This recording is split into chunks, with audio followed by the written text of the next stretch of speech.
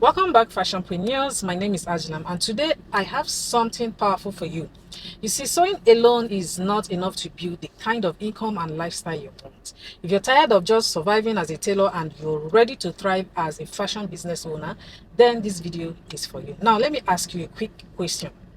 Have you ever wondered why some tailors are always fully booked, making big money, while others are struggling just to get one customer? The truth is, it's not just about how well you can sew. Sewing is important, yes, but to make big money as a tailor, you need more than just sewing skills. In this video, I'm going to review the top 3 powerful skills every tailor must have if they truly want to build a profitable business. And trust me, some of these skills have nothing to do with touching fabric or your thread, but they can determine whether you stay broke or become wealthy in this industry. So make sure you watch this video all the way to the end, because I will also be sharing some personal tips on how I applied these skills to grow in my own tailoring journey. Let's get started. Skill number 1 is developing a business mindset. Now, a business mindset simply means that you don't just see yourself as someone who sews clothes. You see yourself as a business owner, a problem solver, and a value creator. Too many fashion designers only focus on the art of sewing. They perfect stitches, patterns, and finishing, but forget that the real game is about turning that skill into money. A business mindset makes you ask questions like, who are my customers? What problems am I solving for them? How do I price my work to make profits? How do I make people come back again and again? Now, the moment you begin to think this way, you shift from being just a tailor to being an entrepreneur. Now, don't get me wrong, sewing skill is very important. But have you noticed that there are some tailors who are not even the best in cutting or finishing, yet they are making more money than people who are more talented? Why? Because they approach sewing as a business. They understand branding, packaging, customer service, marketing, and consistency. Let me tell you this. If your mindset is right, you can learn the technical skills and grow. But if your mindset is wrong, you will keep sewing and sewing without ever building wealth. So how do you build this mindset in practical steps? Start with goals. Write down your 6 month or 1 year or even 5 year vision for your fashion business. Surround yourself with business people. Always follow designers who are doing well. You can read business books, watch business videos, practice financial discipline. Don't eat your business money. Separate your business account from your personal account, and then track your growth as well. Write down what works and what doesn't in your business. Every mistake is a lesson, so you think beyond sewing. Always ask, how can this design, this skill, this opportunity generate income multiple times? Now, skill number 2 is negotiation and pricing. Many fashion designers struggle, not because they can't sew, but because they don't know how to negotiate and price their work. The truth is, your sewing skill alone won't make you rich. What will make you stand out is how you put value on your time, your creativity, and your craft. Now, let's be real. Customers will always try to negotiate. Some will genuinely not have enough money, and others just want to see if they can get it cheaper.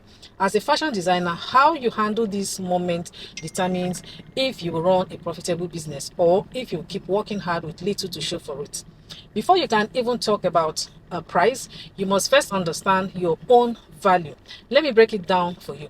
Your fabric knowledge, which makes you know which materials work best for different designs. Your creativity, which is not just sewing clothes. You are solving problems, making someone look elegant, confident, and stylish. Then your time, which is the hours of cutting, sewing, ironing, finishing. And then your skill level, which took you years of practice and training to get there. So when someone says, why is it so expensive? You need to remind yourself, you're not just charging for fabric, you're charging for your experience, your creativity, and your ability to make them shine. If you don't value your own work, nobody else will. Now, let me talk about how to actually set your price. A simple formula you can use is cost of materials plus cost of labor plus profit margin. For example, if fabric costs 10,000 naira and you spend 5 hours sewing at a rate of 2,000 per hour, that's another 10,000. Already we are 20,000. Add your profit margin, say 5 to 10,000, and your final price become 25 to 30,000 naira. This is a professional way to price, because you're not just guessing, you are calculating, and once you calculate, you can defend your price with confidence. Remember, underpricing your work doesn't make you look affordable. It makes you look desperate. and desperate designers don't last in this industry. Okay, now let's address the big question, which is how you negotiate without losing customers. Here are the powerful strategies to use. Always set your price slightly above what you want to collect. That way, if the client negotiate down, you still land within your profit range. Now, give options, don't discount. Instead of reducing your price, reduce the service. For example, if you want it cheaper, I can use a simpler lining or remove the extra detailing. This way, they understand the value of what they are paying for. Number three, you stand confidently. Never rush to say, okay, I'll reduce it. Rather, look at them, smile, and calmly explain why your price is worth it. Confidence alone can make a client agree to your price. Remember that you're not begging them for money, you are offering value. Now, skill number three is financial management. Let me ask you this. Have you ever sewn 5, 10, even 20 clothes in a month, collected the money from clients, but at the end of the month, you wonder why all the money you've been making is not worth it? That is what happens when financial management is missing. And if you don't fix this skill, no matter how talented you are with sewing, you'll keep struggling. But once you master it, your sewing will actually put money in your pocket and also grow your brand. Okay? Now, financial management simply means knowing how to control, plan, and use the money that comes into your business. So, financial management is like the oxygen for your brand, and without it, your fashion hustle won't last. Now, let's get practical. Here are the exact steps you can follow as a fashion designer to master financial management. Step number one: always separate your business and personal money. Never mix them together. If a client pays you, don't rush and use it for groceries or transportation. Have a separate account or even a simple box for business funds. Step number two you can follow is to track every kobo that enters and leaves. Write down every single income and expenses, whether it's 2,000 for thread or 20,000 for fabric. If you don't track it, money will keep disappearing. You can use a simple notebook or an app to track it. Step number three, make sure to budget for every project before you start sewing for a client. Calculate fabric cost, lining, zip, thread, and your service charge. This helps you know profit ahead of time instead of realizing later that you undercharged. Now, step number four, pay yourself a salary. Don't eat directly from the business. Pay yourself a fixed amount monthly, just like an employee. This keeps your business money safe and also gives you stability. Now, step number five, always save and reinvest every month. Set aside at least 10 to 20% of your profit for reinvestment. That's how you grow from one sewing machine to a full fashion house. All right. Now, step number six is to always have an emergency fund. Fashion can be seasonal. Some months clients will flood you, other months business will just be slow. So having an emergency saving fund will save you from borrowing when things are really dry. Step number seven, learn basic accounting. Don't be scared of the word accounting.